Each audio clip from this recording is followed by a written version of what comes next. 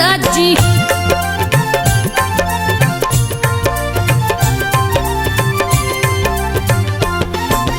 पर्वत ऊपर मैया विराजी, जंगल चारों ओर दिखाए, आल्हा तलैया आल्हा अखाड़ा, आल्हा जहाँ रियाज को आए, परम भक्त था माँ शारद का। पूजे रोज चरण सिरना, एक दिन की है बात तो सुनिए, आल्हा सोया पलंग पे जाए, सपने में आई माँ शारदा। आल्हा देख गया चकराए, नींद से आल्हा जब जगा है, सारे दमा को सामने पाए, आल्हा से माँ शारदा बोली।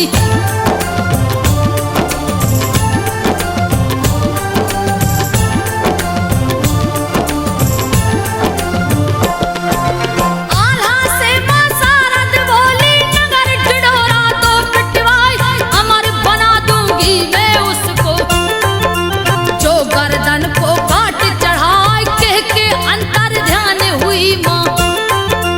सुबह में आल्हा सबको बताए, बात सुना है सभी वीरों ने, बलि देने को बहुतों आए, बारी बारी तेगा उठाते, कोई गर्दन को काट न पाए, गिर पड़ता तलवार हाथ से। सबकी भक्ति गई दिखा, गढ़ मोहवे का वीर बना पर।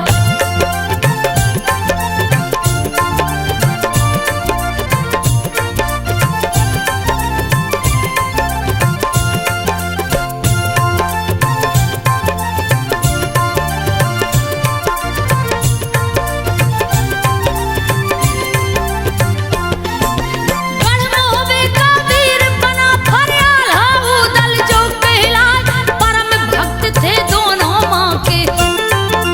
कथा को सुनिए ध्यान लगाए, 12 वर्ष तप किया है आल्हा, फिर भी दरस न माँ का पाए, तप से उठ घोड़े पे बैठा, हाथ लिया तलवार उठाए, सुमरन करते शारद माँ का। महुआ से मैहर को आए, जंगल नदिया झाड़ी पहाड़ी, आल्हा का घोड़ा टपता जाए, ठान के अपने मन में चला है।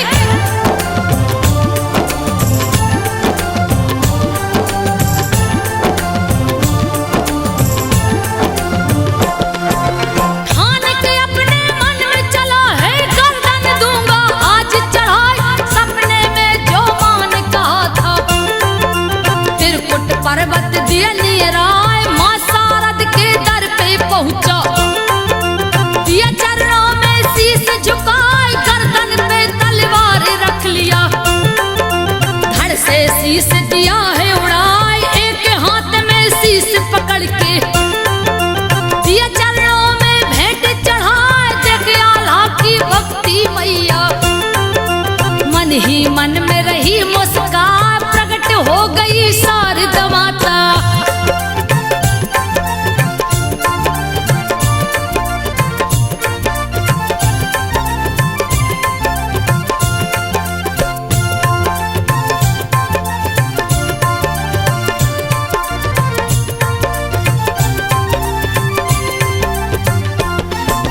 प्रकट हो गई शारदा माता, धड़ से शीश दिया है चढ़ाई, अमर किया आल्हा को मैया। आल्हा माँ को शीश झुकाए, जो चाहे वर मांगिल बेटा, शारदा मैया बोली हर्षाए, आल्हा बोला तब माता से, सदा में पूजा करूँ सिरनाए, और कछु ना दीजिए माता। आल्हा की भक्ति कहीं न जाए, जग जननी जगदम्बे अम्बे, शारदा माँ का रूप कहा, माँ शारद से आल्हा बोला।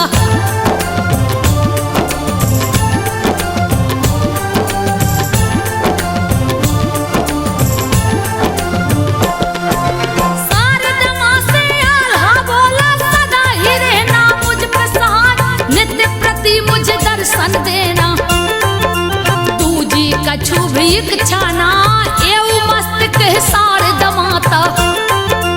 आल्हा को वर दे कर जाए,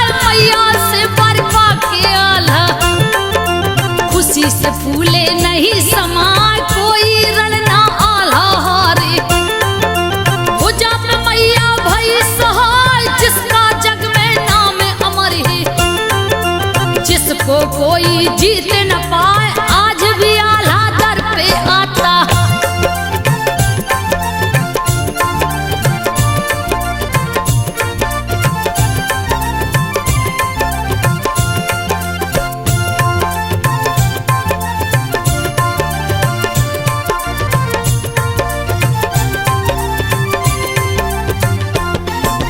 आज भी आल्हा दर पे आता, पहिला फूल वो देता चढ़ाए, सारा जग है जान कहानी।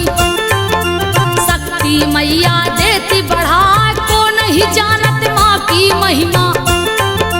कीर्ति गावत जग थक जाए, बीड़ा पुस्तक धारण करती। सरस्वती मैया जो कहलाए, हंस वाहिनी विद्या दान की। ब्रह्मचारिणी तू ही कहाए, कुमारी भुवनेश्वरी माता। सारा जग पूजे सिर नाय, परम पूज्य परमेश्वरी माता।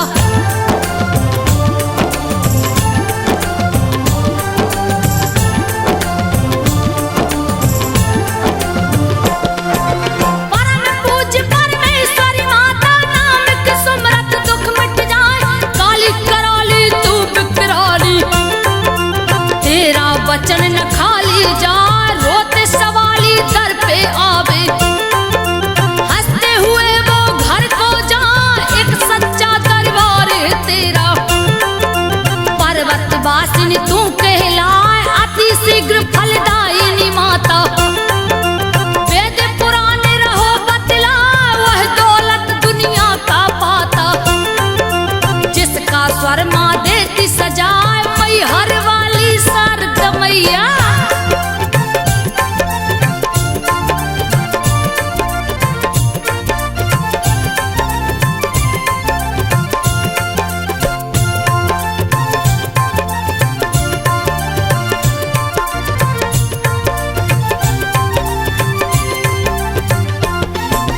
मैहर वाली शारदा मैया, सबकी बिगड़ी बात बनाए। अमर गुफा है मंदिर के नीचे, गुफा अति प्राचीन दिखाए। दीप है जिसमें सदैव जलता, जिसको कोई देख न पाए। आल्हा तालाब और आल्हा अखाड़ा, मैहर नगर की शोभा बढ़ाए। माँ का दर्शन उन्हीं को होता, जिसको माता रानी बुलाए। बड़ा रे पावन लागे सुहावन, लाल ध्वजा है गगन लहराए। चलो रे भक्तों मैहर नगरी,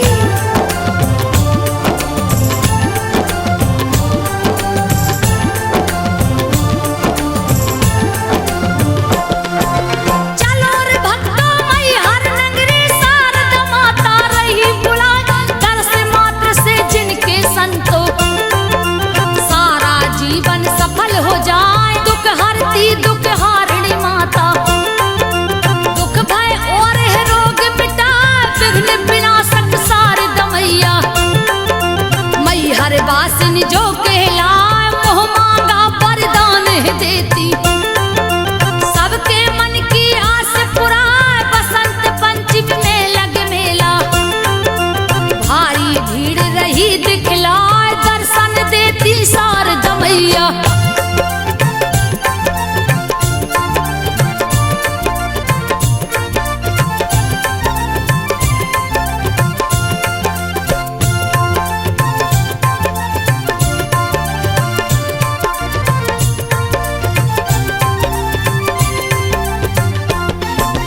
दर्शन देती शारदा मैया। कितने भक्त लिए अजमाए, आल्हा उदल मछला इंदल।